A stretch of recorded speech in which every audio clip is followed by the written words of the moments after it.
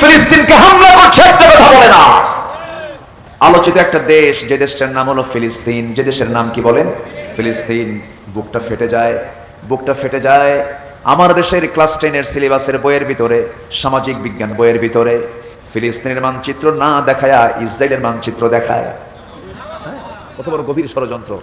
ফিলিস্তিনের মানচিত্র নাই, সামাজিক বিজ্ঞান বইয়ের ভিতরে কিসের মানচিত্র? ইসরায়েলের মানচিত্র দেখানো হচ্ছে। ইসরায়েল কি বৈধ না অবৈধ? আসতে বলবেন না, বৈধ না অবৈধ? অবৈধ। এই রমজানে মুসলমানদের রক্ত নিয়ে খেলেছে ইসরায়েলের বাচ্চারা। মুসলমানদের প্রথম কিবলা বাইতুল আকসা, এই বাইতুল আকসা আজকে তারা অবরুদ্ধ করে রেখেছে। এই সমস্ত বাতিল ইহুদি, নাসারা, ইসলামের শত্রু যারা, তাদের বিরুদ্ধে আমাদের মোকাবেলা করার দরকার আছে না নাই? এই মোকাবেলায় যারা জান এবং মাল দিচ্ছে, আল্লাহ তাদের কি দিবেন? আল্লাহ তাদের কি দিবেন? জান্নাত দিবেন।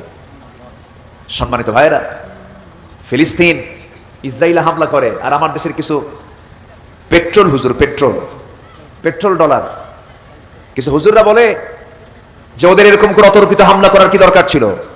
যুগের পরে যুগ ইসরায়েল ফিলিস্তিনকে হামলা করছে, একটা কথা বলে না। সম্মানিত ভাইয়েরা, আল্লাহ তাআলা বলছেন, বান্দা তুই আমার পথে দিনকে বিজয়ী করার জন্য জান এবং মাল দিবি, আমি তোকে জান্নাত বুঝাই দেবো, যা।